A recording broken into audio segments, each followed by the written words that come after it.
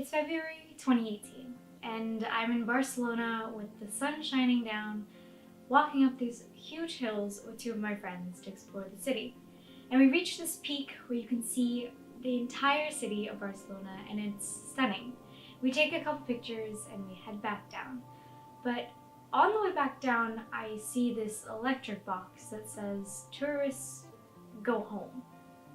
And I stop for a second, and I really just don't get it. I'm coming to the city, I'm spending my money here, and I'm getting to know the culture. Why would they not want me here? Hi, my name is Sarah, and I talk about sustainability here, and this video is one in a series of videos about travel and sustainability, the rest of which you can watch in the link above or at the playlist at the end of this video. And today we're talking about over-tourism. So what are the problems with over-tourism? First, there's major crowding at many of the historical and popular destination sites, which leads to longer lines, crowds, and higher pricing. And I can attest to this. When I was in Paris, I waited around 2 hours in the really cold weather for the catacombs. The second big problem with over-tourism is that places are losing their authenticity, according to some.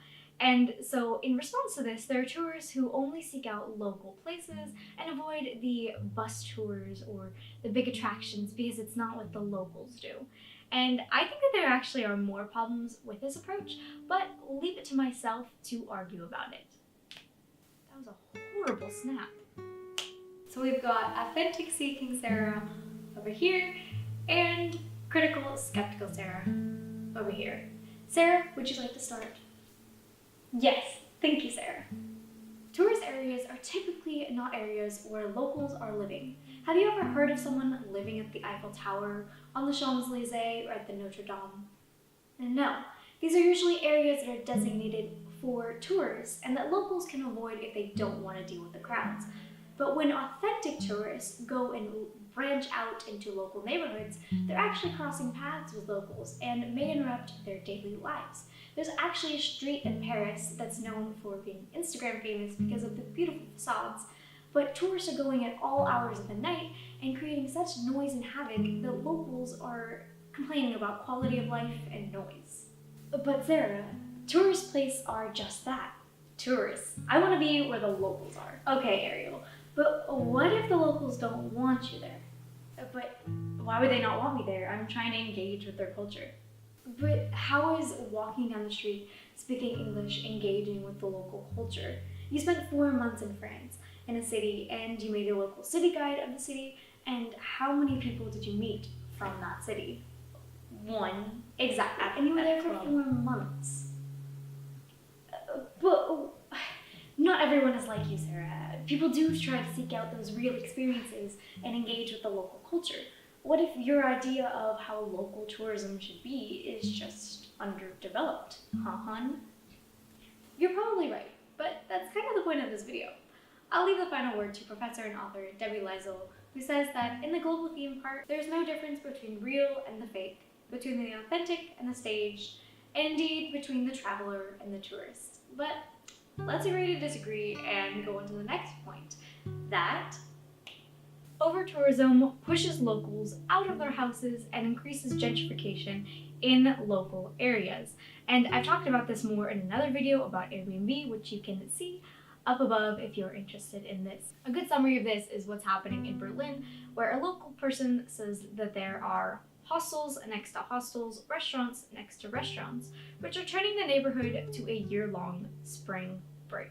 Okay, so we know the problems, but really where exactly is this happening? Here are places you should avoid. Number 1 on the list is, you probably guessed it, Barcelona. So I'm guilty of doing the things in Barcelona that people have said are contributing to over-tourism, one of which is shopping at local markets. Because when tourists come into local markets to take pictures, they're not really buying like the produce or the meats or any of the things that locals buy at markets. They're buying fruit juice smoothies, which I bought one and I'm sorry and I regret it. I'm part of the problem. Let's move past it, please. In an article I read, one of the locals is quoted as saying, "There's no question that a lot of people here live off of tourism, but But it can't be a case of anything goes, there has to be limits. We're losing much of the identity of the center of the city, the port, and the very traditions that attract visitors. And in Barcelona, there's even a term called Parquetematización, and I realize I said that wrong, but I know the Spanish are screaming, but I speak French, so I get a pass. And this term means the act of becoming a theme park. So it's quoted that Barcelona is becoming an imitation of itself. And the second place that's really the poster child of overtourism is Venice, and this is mostly due to its cruise ships and its really small, dense city center. And I'll talk about cruise ships in another video. If you want to learn more about overtourism in Venice, I would suggest some of the videos that I will link down below that do a better job at describing it than I can. Now to just rapid fire some places that you should probably avoid. Machu Picchu, Reykjavik, Camino de Santiago, Dubrovnik, Amsterdam, Bali, Koh Phi Phi, Cinque Terre, Santorini, Isle of Skye, Roatan, Honduras, and I'm adding this one on because I went there and I thought it was overtoured, but this isn't on most of the list that you'll probably find. Also with Roatan, you get into the problem or category of pro-poor tourism, which is another rabbit hole I will go down in another video. Kyoto, NYC, and I can tell you, NYC, when I was there, I realized that it was pretty overtoured, and I was there in a time that it was getting kind of chilly. So I wouldn't even want to know what it's like there in the summer. This list is not exhaustive, and a good measure of if a place is overtoured, just Google the name of the city and then overtourism, and if it has results, chances are it's overtoured. There's a couple sprinkles of nuance that I'd like to add into this conversation so I don't feel like I'm a complete hypocrite. And the first is that I've been to some of these places, and I think it's hypocritical of me to tell you, oh, you can't go and you can't experience what I experienced, because so I can tell you firsthand that like I had a very good experience there and I wasn't really thinking about overtourism. So, and the second nuance is that in telling you not to go, you're really going to want to go to see what all the hype is about. Don't fall trapped to that. This seems like a big problem, as in most of the videos I make, I give you lots of things that are not going too well in the world. But there are some solutions. So the first is the amount of political solutions. The main tactic people have tried in combating overtourism is called a tourist tax. Tourist taxes work when you book an accommodation or a flight or an attraction, and there's a little added fee that is called a tourist tax. And this can range anywhere from like 2 to 10%, and it depends really on the local place itself. But my problem with the tourist tax is that when you're spending $5,000 on a vacation, you're not going to care that your hotel is taxed at $250 a night. And there's not really a lot of information out there about the effectiveness of tourist tax. And the way I see it, when you're increasing the amount of money it takes to go to a place, it's going to relegate travel back to the upper classes and decrease access for people who are on a budget. But in response to this, Responsible Travel, a travel company, says, this may sit uncomfortably with ideals of making the world's heritage accessible to all, but without managing impacts, the heritage can be damaged or destroyed, so that in the end, nobody can benefit.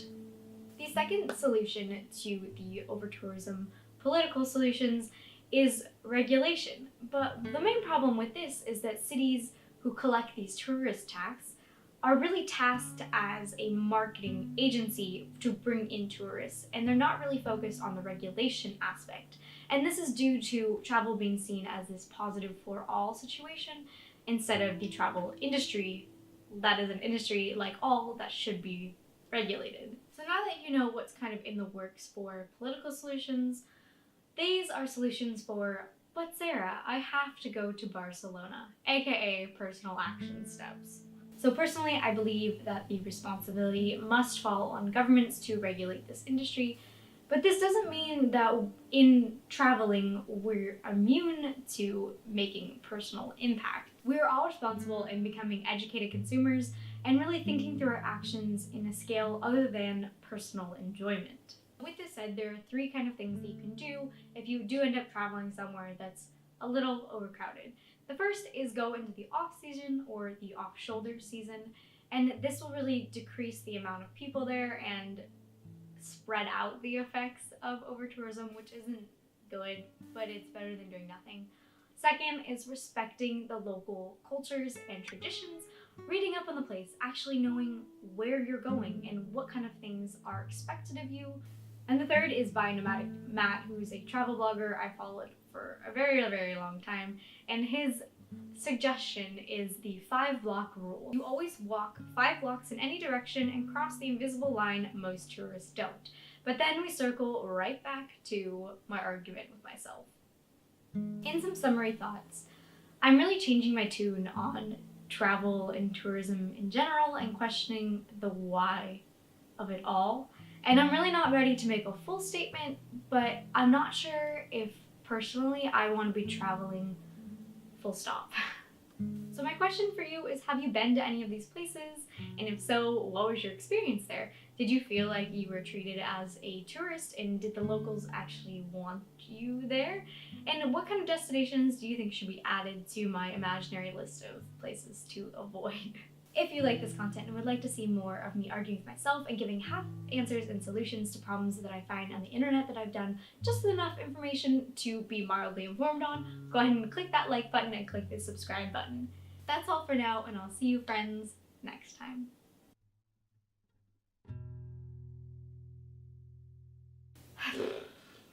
So every time I make a tourism video, I really feel like there's so much being left on the table, and I'm just kind of scratching the surface of what really is out there about this industry. I'm really trying to do about 2 weeks of research before I make an outline to a video and come to some conclusions. And I've done some background reading on books in the past as well. But if there are any things that you think that I am just totally getting wrong, please, please, please do your research and let me know in the comments down below. And with this disclaimer, I just want to say that my views and opinions will probably change. I hope they change from being 21-year-old to whatever time in the future that I'm in an important position. So disclaimer, if you're using this in a chat ad, good luck. I will beat you. But also, I mean, kindness. Okay, well, see you next time. Bye friends.